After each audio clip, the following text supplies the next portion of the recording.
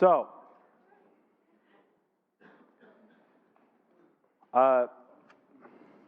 there has been an interesting phenomenon, and I don't use the word interesting in a positive sense. There's been an interesting phenomenon going on currently. A new kind of talking head, so to speak. You know, it used to be that you'd watch the news and there would be like some talking heads on there who are experts and they'd share their opinion and they'd be all polite. They'd be guarded in how they would speak. And they'd try not to sound too extreme, right? But stuff has really shifted. So now the talking heads have gotten more extreme. And sometimes they get too extreme, so then they get fired. And so then they start a YouTube channel, right? And then you find out that you didn't know the half of it. They were way more extreme than anybody really knew. You know, it's like the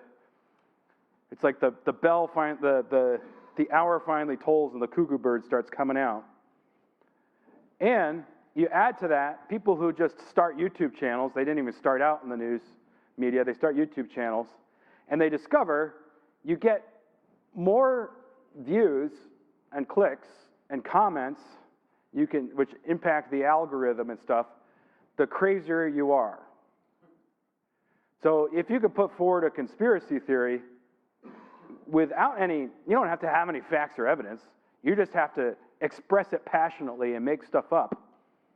And if you are kind of funny, and if you're insulting to the people that your audience hates, then you can start a mega following and you can get pretty famous. And that's our society currently, where these are the people who are making advances in society. They are starting to rise to the top, where they are becoming household names, not for doing anything good at all or providing any benefit, but by being terrible spokespeople, saying awful things in the most garish ways possible. It is quite a phenomenon. Well, back in the days of Paul, there's something that was going on for centuries, and this had to do with, you might call them orators, people who went around and they spoke in public as a job. They might go from place to place and just get up and start talking. And I'm not exactly sure how they earned money. I didn't care enough to investigate it that thoroughly. But this is how they would make money and stuff, is they would show up at a place, there'd be an audience, they'd talk. It did not matter what the subject was, really. Their job was just to entertain people with their skills as a speaker.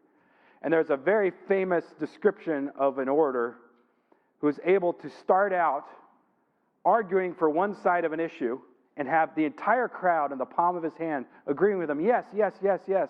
And then halfway through the speech, he very subtly starts changing his position so that by the end of his speech, he's arguing for the opposite view.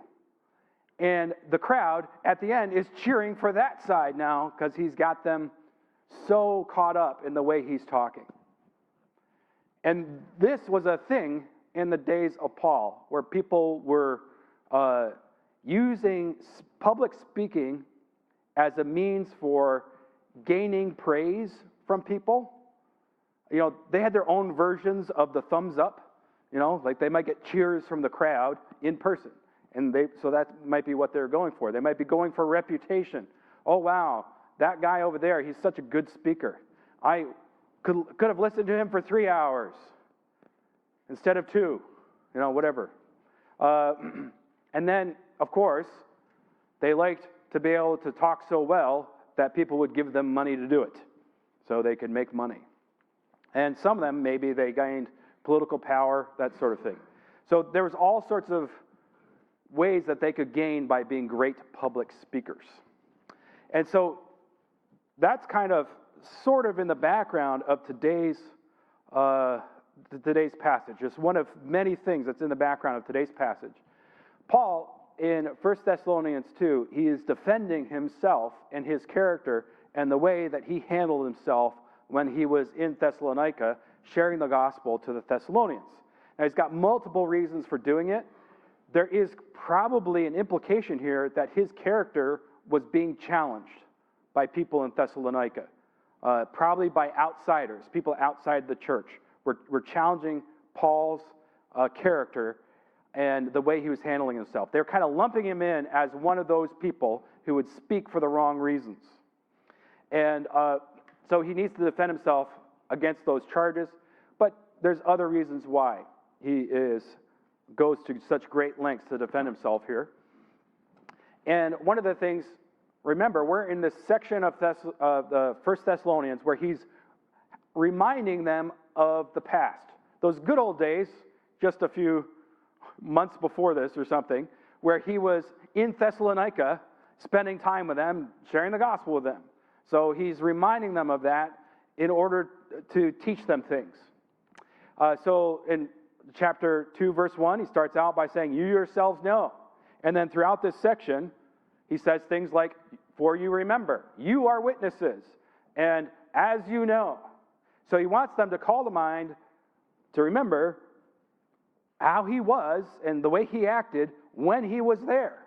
And it wasn't that long ago, so they should remember. So what does he want them to remember? He says, "For you yourselves know, brothers and sisters, that our visit with you was not empty, insincere, or without result." If you have different translations, they're not exactly sure how to translate this.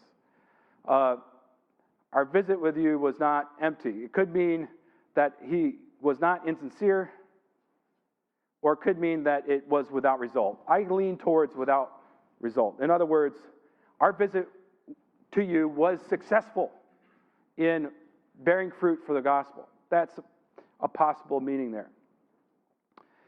And he reminds them, because why does he mention this? It's because he had previously suffered, and they had previously suffered and were insulted, as you know, in Philippi. So the story we just covered with the kids earlier. When Paul and Silas arrived in Thessalonica, they may have shared the story of what happened to them in Philippi, but I would not be surprised if the news got there roughly at the same time. The rumor mills from Philippi to Thessalonica carried the news of this strange incident of Paul and Silas, the demon being cast out of the slave, and the earthquake in the prison. It wouldn't surprise me if news got to Thessalonica by some other means. And so Paul says, you guys knew what we went through. We suffered. They were thrown in prison. They were beaten. And they were insulted. All sorts of terrible things were said about them. They were verbally mistreated as well as physically mistreated. And so you would expect that they'd be crawling to Thessalonica with their tails between their legs, wanting to be a little more careful, keep a lower profile. They don't want a repeat of what just happened in Philippi. But that's not what happened. What happened, Paul says, is that he had courage. He says, we were emboldened by our God in spite of the great opposition. We were emboldened by our God. We received courage from God. And that's what we displayed when we got to Thessalonica. And he says, in spite of great opposition. When they got to Thessalonica, that didn't avoid persecution. As we saw last week, they experienced persecution in Thessalonica. So they went out of the frying pan and into the fire. And yet Paul still had courage. Silas still had courage. Why were they emboldened? Well, it's their courage is coming from God. And I can think of two ways that their courage comes from God. First of all, we saw what happened to them in Philippi. Oh yeah, they were thrown in prison, but God sent an earthquake. They ended up being freed from prison, and they shared the gospel with the jailer, and the jailer and his whole household got saved. So it ended up working out pretty well in the long run. So I think that would give you courage if you were Paul. Like, you know what? Even if we're thrown in prison, people can still get saved. So, you know what? Let's just preach the gospel. So there's a good reason for courage. But then I also think he's probably receiving courage by the work of the Holy Spirit in his heart. So he's got courage. And the courage was given to him so that he might share the gospel. But notice, it's not just any old news. This is not just Paul's ideas. And this is one of the ways that he is different from the public speakers of his day. He's not just going around spouting off whatever ideas come to his head. He's not speaking on the topic that he's been given by the people who pay him to be there. He is speaking the gospel of God. The message that he has been given to him by God himself. And this is part of the reason why he's got such courage, because the message comes from God. He's got a reason to share it. It's God's message. It's the good news of Jesus, who came to earth to die on the cross, to rise from the dead. He's coming back again. And he wants to call people to believe this message, the gospel of God. You see this repeated, that he came to share with you not only the gospel of God, he wanted to share the gospel of God, he wanted to preach to you the gospel of God. He makes it very clear in this section that his message comes from God. And he has a calling to share this message. He says, instead, just as we have been approved by God to be entrusted with the gospel. God approved him. He was tested by God. If you look back at Paul's life in the book of Acts, you see he was converted in Acts chapter 9, but he went through some period of testing before he was sent out on these mission trips. He learned, he grew, and he was tested. And then God approved him and said, okay, I'm giving you the gospel to take to the Gentiles. And he got sent out on these mission trips. He had a special calling from God to do that. He was one of Christ's apostles, one of the ones sent by God, specially commissioned to share the good news. Now, we may not have the same exact calling of Paul. Maybe you do have a similar calling. Maybe God is calling you to leave Rhode Island and go to some other place in the world and tell other people who have never heard the good news of Jesus about Jesus. That would be great. We would love it. But even if God has not called you to go somewhere else, he's called you to be here. You can't escape the calling. God still wants you to share the good news of Jesus where you are. That calling still applies to you. All of Christ's disciples, all the followers of Jesus, are called to help make more disciples. All right. One of the big themes of this section is Paul's motives. I'm using Paul. He says we, but we all know that Paul is the main guy. He's the main author of this letter. He was the leader of this group. But he is including Silas and probably Timothy as well.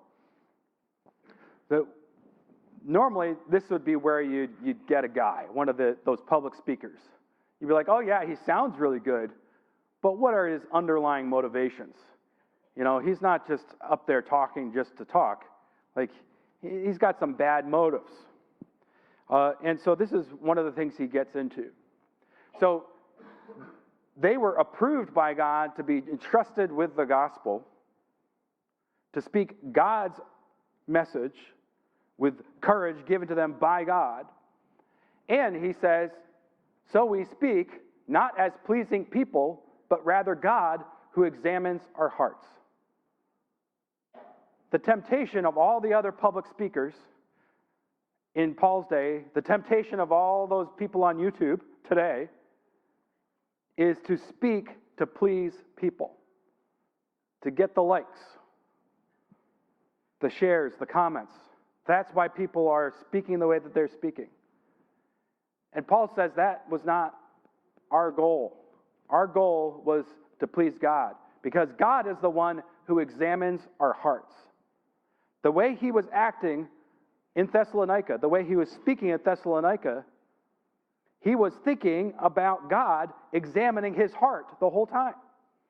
He wanted the way he was talking, the way he was acting, to be good from the heart, from pure motives, because he knows that God examines his heart. And this is something that he repeats, this idea. He talks about God being his witness. You are witnesses, and so is God. He is very aware of the fact that God is observing everything he does, everything he says, everything he thinks, all the internal workings of his heart, and he wants to live so as to please God. His concern is not to please people, so he is not seeking glory from people, either from you or from others. It's like when I was there in Thessalonica, I wasn't trying to impress you guys. I wasn't trying to make you guys think I was amazing. And I wasn't trying to make the other people outside the church think I was amazing. I didn't care what people thought of me. That's what Paul's saying. All I cared is what does God think of me? But he gets more into his motives here. Because he's trying to please God and not people, he doesn't have motives of greed. He wasn't trying to earn money. And this was pretty obvious. Because he says, we could have been a burden. We could have asked you guys for money, but we didn't. Instead, we worked night and day so that we would not be a burden to any of you. Paul had an occupation. He was a tent maker, which may have been like a generic leather worker, or it could have been he just made tents. It's hard to tell. But he had some sort of manual labor occupation, skilled manual labor occupation. And he would work, if no one was giving him money, he would work in order to earn money. His habit was, if he was coming to a new place, he would earn his own money so that he didn't have to take money from people who didn't believe in Jesus yet. Then once the church there was established, when he went somewhere else, he was perfectly fine accepting money from them because they were now believers with an established church who were trying to support him in his mission endeavor. So he had no trouble accepting money from believers in an established church. But when he was in a new place, he wasn't trying to earn money from them. This has really brought home to me. I was at Billy Graham's last event in Central Park in New York City. And I was standing with a very skeptical, critical unbeliever at the time. It wasn't the person I was really with. It was that person invited that guy. So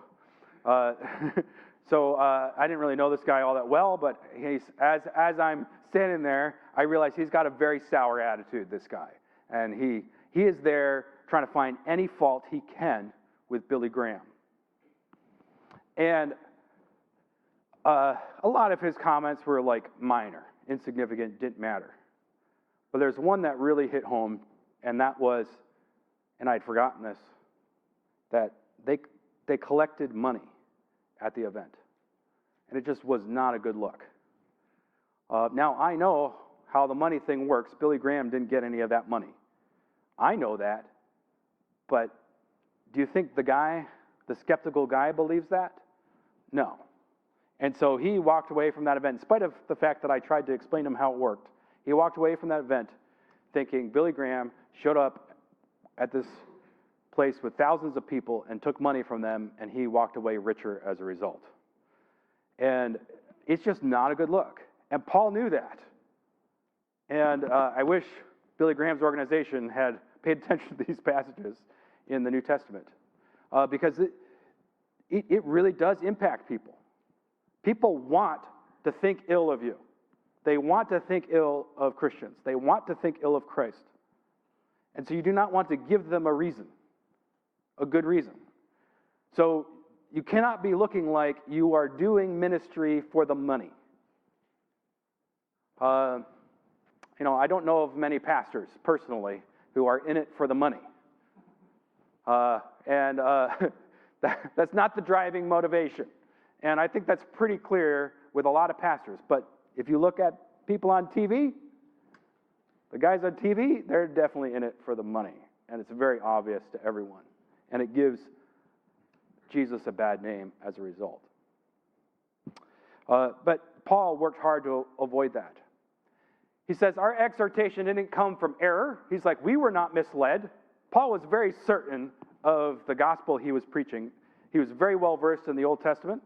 He had met Jesus on the road to Damascus, so he knew Jesus rose from the dead. He met him. In fact, there's a couple of times that he spoke with Jesus, it seems like.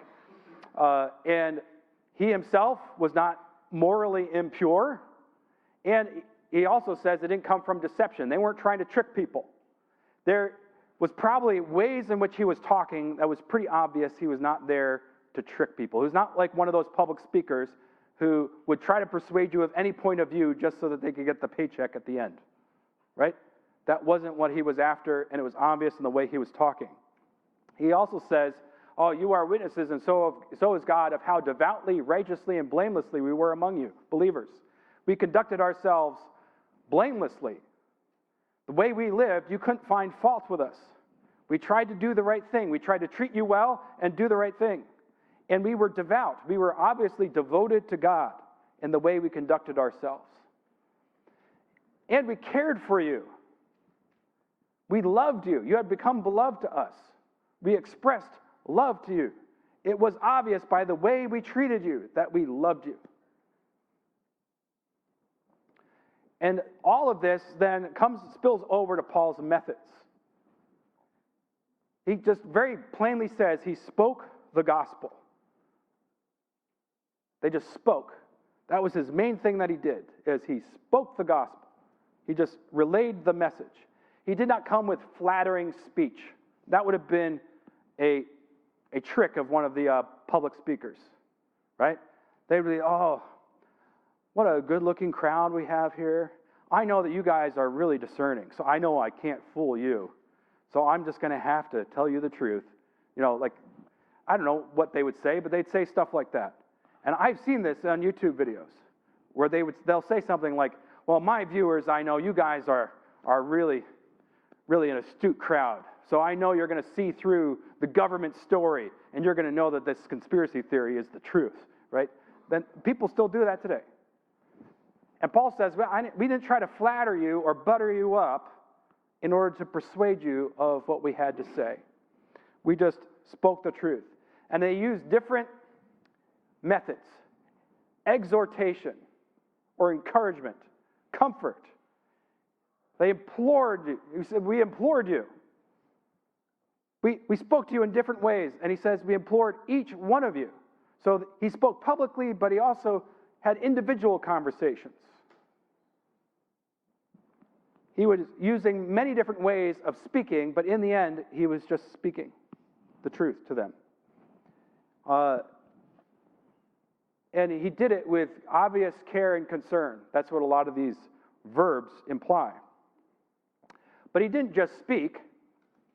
He says, caring for you in this way, we were pleased to share with you not only the gospel of God, but also our own lives, because you had become beloved to us.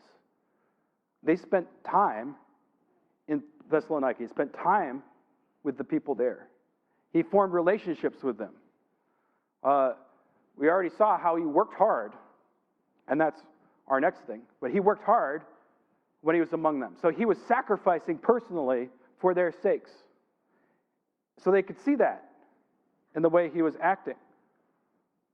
He says, remember, brothers and sisters, our labor and hardship, working night and day so that we would not be a burden to any of you. Now, I think the idea here is he had to work night and day because he had to do his job to earn money, but he also spent time sharing the gospel and encouraging the believers, discipling people who had come to know Jesus, organizing the church. He had to do all this stuff, and there's only so many hours in the day, so he was burning the candle on both ends in order to make it happen. And they could see that. They could see his hard work, his labor, and how he had to endure hardship in order to make it happen. I wanted to point out of some of the images he uses here. We were infants among you. Some of your translations may say gentle. I believe infants is proper. We were infants among you. We weren't those scheming adults we were innocent little children in your midst. And we treated you like a nursing mother nurtures her own children. This is literally a nurse nurtures her own children. So there were people back then, we don't have these so much today, but wet nurses. So a mom didn't have to nurse their own kids. They would pay another woman to nurse their child. There's no formula. So you got to get an actual woman to do it. So now imagine a woman who all she does day in and day out, just to earn money, is to nurse children. She's probably a naturally caring individual, otherwise she wouldn't have that job. Now imagine how she treats her own children. She's giving care to other people's kids, but now she's giving that care to her own children. Think of her kindness, her gentleness, her love, her compassion, etc.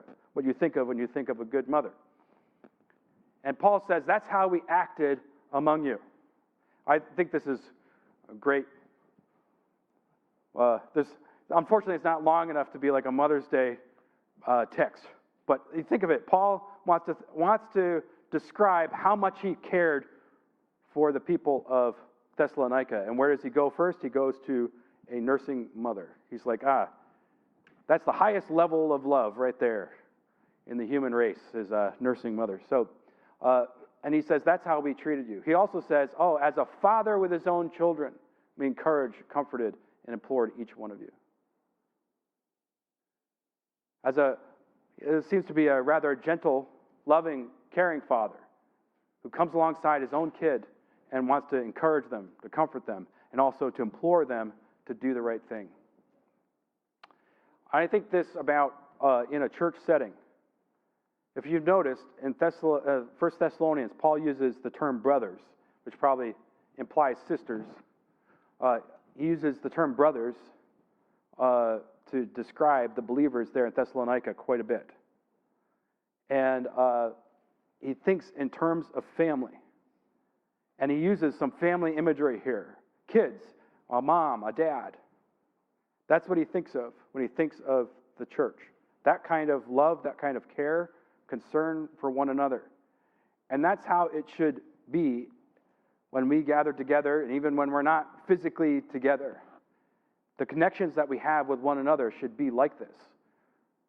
Should be like family. You should be looking around and seeing your brothers, your sisters in Christ.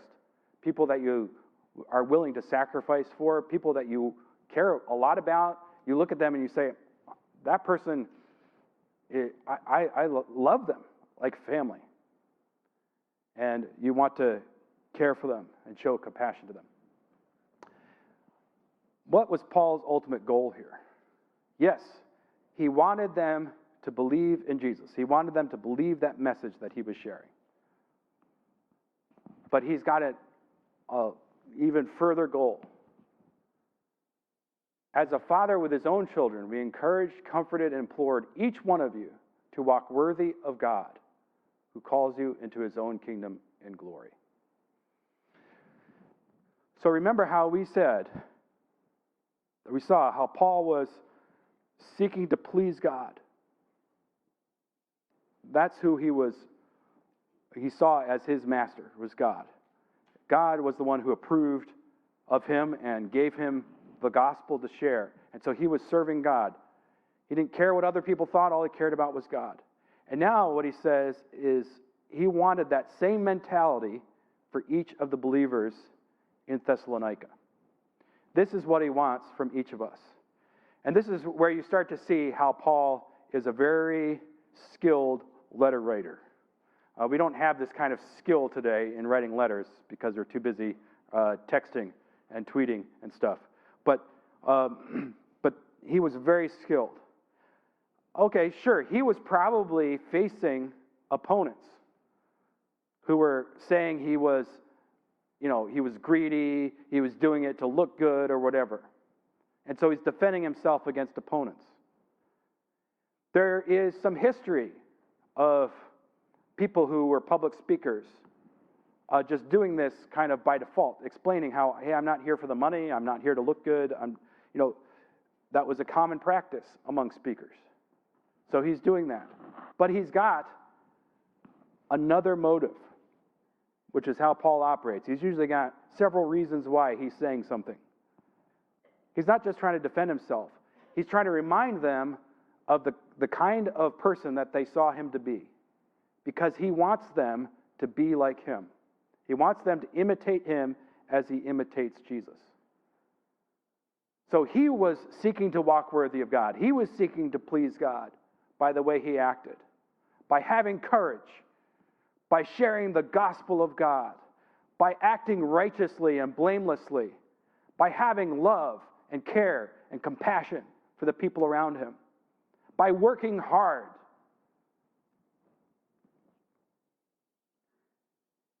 And he's saying, I want you guys to do the same. You may not be called to pick up everything and travel around the world sharing the gospel everywhere you go like Paul. But where you are, wherever God has called you to be, you need to walk worthy of God the same way that Paul has done. I want to point out, Paul, as we saw, worked full time when he had to. And he still had time to start churches.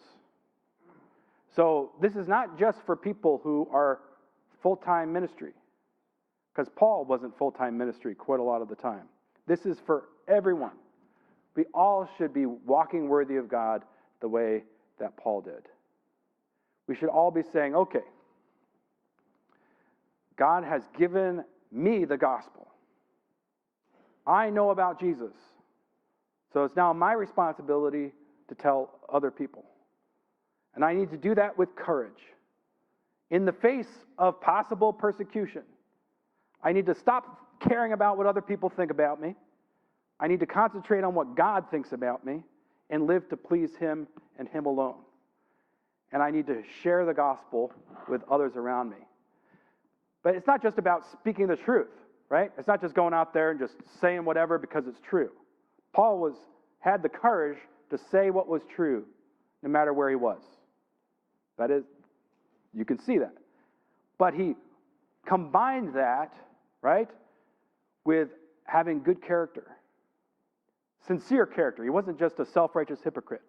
He really, truly lived righteously, lived blamelessly, and he also lived out of concern and compassion and care for others. He loved others.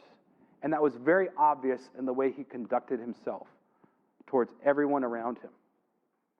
If you put those two things together, the truth, if you're speaking the truth and you're doing it with a life that is righteous and good and also loving and caring, it's that combination which has the real, true power to persuade people. And that is what Paul is talking about. And when he says, I want you guys to walk worthy of God, this is a good portion of what he means. He wants us to live the same way that he did. Sharing the gospel and also living an exemplary life, combining the truth with also love. Let's pray. Father in heaven, I thank you for the example of Paul and Silas and Timothy and others in the New Testament who didn't share the gospel just to look good. They weren't in it for the money, for the applause of men, but they actually were seeking to bring you glory and honor, seeking to serve you, and they just cared about and loved people. We thank you for that example. Lord, I pray that we would be like them. May it be obvious to our coworkers, to our friends, to our family members, that we care about them, that we are seeking to live righteously and blamelessly, and that we are speaking the truth clearly, without flattery, without deceit, without tricks, that we are just seeking to tell them what's real, that there really is a God who loves the world and sent his Son to die and to rise from the dead. Lord, may that message be clearly on our lips. May we speak it with courage, with truth, and also with love. And I pray this in Jesus' name. Amen.